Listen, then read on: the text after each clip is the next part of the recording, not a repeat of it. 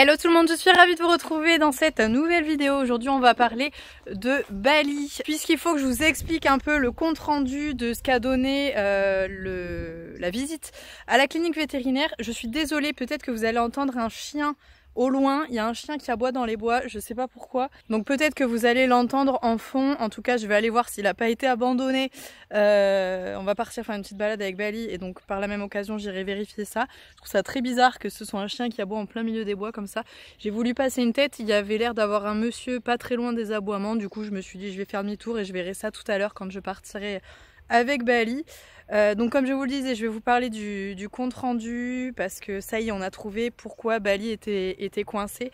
Enfin, le docteur a trouvé pourquoi, moi je suis pas pour grand chose.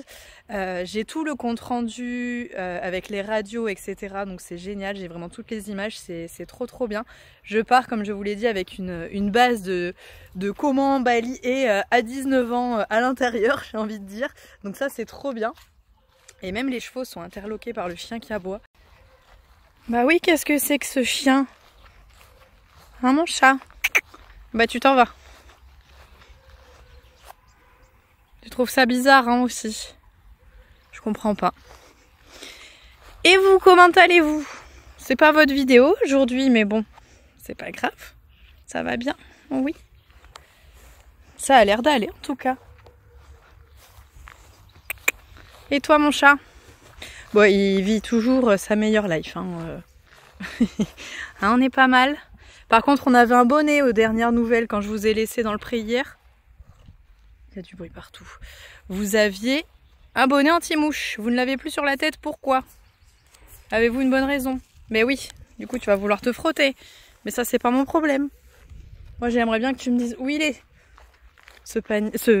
Pas ce panier, j'ai trop l'habitude de chercher le panier d'Ace. Non, ce bonnet. Bon, je sais pas où est son bonnet, tant pis, je le chercherai plus tard, c'est pas grave. J'étais plutôt partie pour faire une petite balade en cordelette, mais vu le bazar, il y a l'air d'avoir des machines qui débroussaillent, etc. Je pense que c'est pas une bonne idée que je parte la fleur au fusil. Ça a pas l'air de trop te rassurer, tu viens? Donc je vais préparer tranquillement Bali, et ensuite je vais donc tout vous expliquer en balade. Ça gratte. Il se gratte le ventre en passant sur les buissons. Parce que forcément les branches vont venir gratter son ventre là où il peut pas se gratter habituellement. Ça lui fait du bien. Et il s'y fait pareil. Regardez comme il a l'air rassuré. Décontracté, détendu. Bali est prêt. On est parti. De l'autre côté. Et par là. Ils sont plus là, on n'entend plus le chien. Il n'y a plus rien. Du coup, il se pose des questions. Pourquoi il n'y a plus de bruit de machine? Pourquoi il n'y a plus de bruit de chien? Ok, donc première chose qui fait peur, identifier. Un camping-car, qui n'a rien à faire là. Allez, viens, on va monter. Je pense qu'il doit venir d'ici, le chien. Il n'y a rien d'autre. Donc c'est bien ça, le chien était dans le camping-car. Il est là. Et là, on a peur de ça, là. Là, c'est le drame. Allez, mon chat. Oui, ça fait beaucoup d'informations, je suis d'accord avec toi. Ouais, super, ça. Oui, qu'est-ce qu'on est fort. Très bien, ça. Super. Ouais, il est attaché au camping-car. Et il passe sa journée à aboyer. Mais bon, visiblement, il n'est pas abandonné. Vas-y, va où tu veux. En face, à gauche, en face. Très bien. Dommage, moi j'aime bien ce petit chemin. Il est sur l'œil, là je ne peux plus bouger sans le faire sursauter. Si je fais le moindre bruit, il sursaute. Oh mon chat, ça va aller, ça va bien se passer.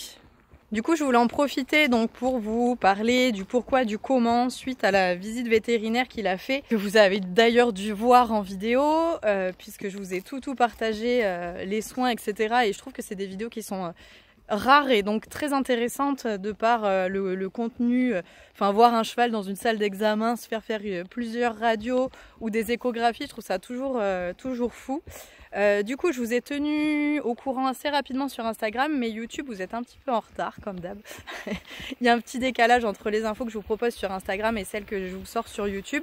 D'ailleurs, vous avez le nom du compte qui s'affiche juste ici.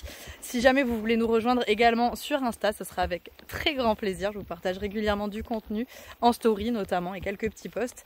Bref, voilà, donc Bali a eu sa visite vétérinaire parce que je le sentais pas bien. Vous l'avez vu au Hunter, il a fait plusieurs refus alors que ça ne lui ressemble absolument pas. Et je me suis dit, il y a vraiment quelque chose qui cloche. Bali, ça a toujours été un cheval franc qui refuse, alors quand il y a des soubassements, des trucs comme ça, parce que c'est un peu une flippette. Mais voilà, de faire refus sur un obstacle simple sur lequel moi-même j'ai envie d'aller au final, c'est pas normal. L'examen a duré assez longtemps, il a fait vraiment plein de tests. Au début on a commencé par le faire trotter sur sol dur, sur sol mou, en cercle, en ligne droite, pour vraiment en fait éliminer différentes possibilités. Donc pas de problème a priori au niveau des articulations, des membres, il n'y avait rien de choquant. Ce qui l'a gêné, ça a été au niveau des pieds. Donc ce qui a gêné le docteur vétérinaire, ça a été au niveau de ses pieds. Il le sentait vraiment pas très à l'aise dans ses baskets. Donc voilà, comme on peut le voir encore un petit peu aujourd'hui, là il est assez sensible, mais en même temps ils ont relimé la fourchette alors que mon podologue ne touche absolument pas à la fourchette. Et après, voilà, Bali a toujours été un cheval très sensible des pieds. C'est d'ailleurs pour ça qu'on l'a ferré, parce que voilà, Bali a une corne de crotte, voilà, qui est vraiment de très mauvaise qualité, et il a également une sole qui est extrêmement fine. Donc j'ai essayé plein de petites choses, mais forcément rien de radical. Je pense que quand le cheval est fait comme ça, malheureusement on ne peut pas faire grand chose, mais voilà, il a été choqué par le fait qu'il était très très sensible de la sole, pardon. Voilà, dès qu'il exerçait un mouvement avec la pince, Bali faisait comme s'il avait un abcès, alors que voilà, c'était vraiment réparti sur tout le pied. Donc voilà, je vous dis, c'est pour ça qu'on l'avait vraiment ferré au début des 4 pieds. Ça avait été recommandé par notre vétérinaire, et d'ailleurs le docteur là me l'a recommandé de nouveau. Il m'a dit ça serait vraiment bien, au minimum du minimum, de lui remettre des fers devant. Je ne suis bien évidemment pas complètement fermée à cette idée là, mais pour moi voilà, c'est fin de carrière pour Bali, tranquillement. Voilà, on va commencer à de moins en moins l'embêter.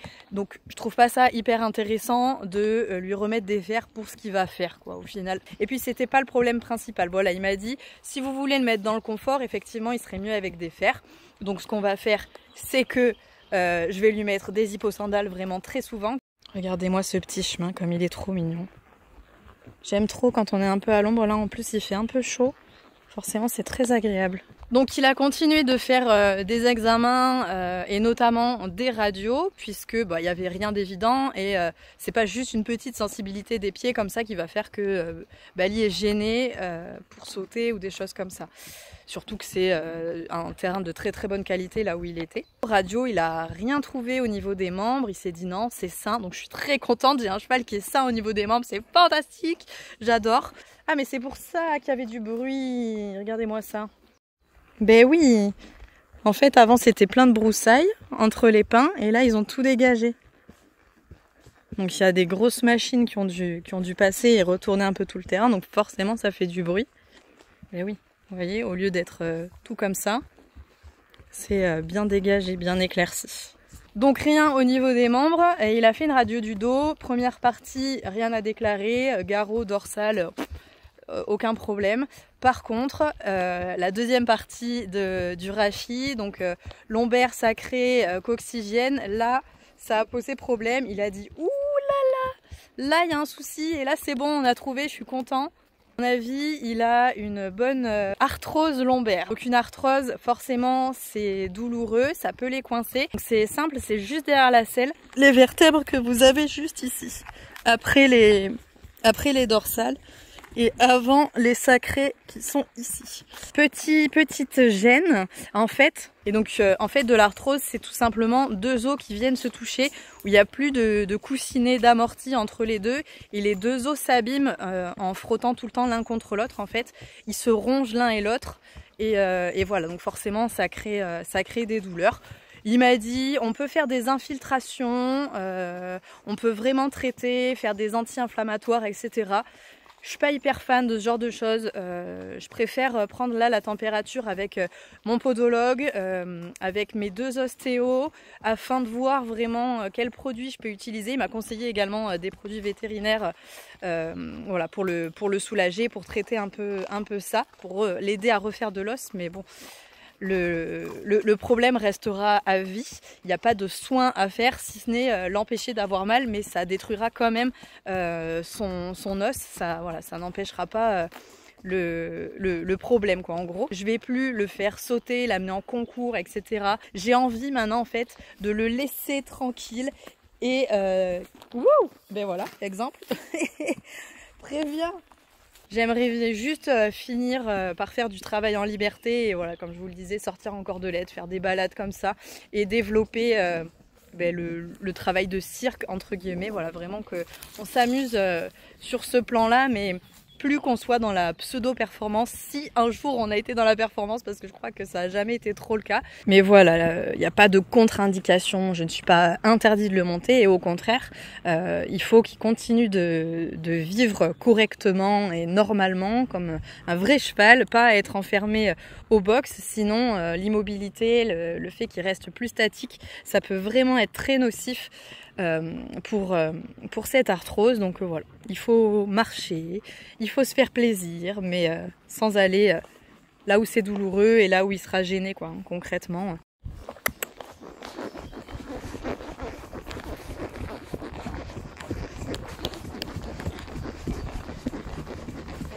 Oh, oh, oh, oh.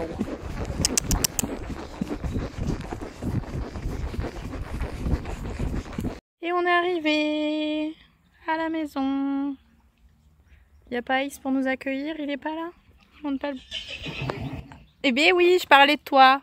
Allez, je vais passer un petit coup de brosse et je vais vous montrer le compte rendu et ce que ça donne sur les radios. Tu viens? Viens. Allez, c'est ouvert. Super. Très bien. Et donc voilà ce que ça donne des radios. Alors ça, je crois que c'est le jarret. Alors gauche-droite, là je ne saurais pas vous dire, c'est noté après dessus.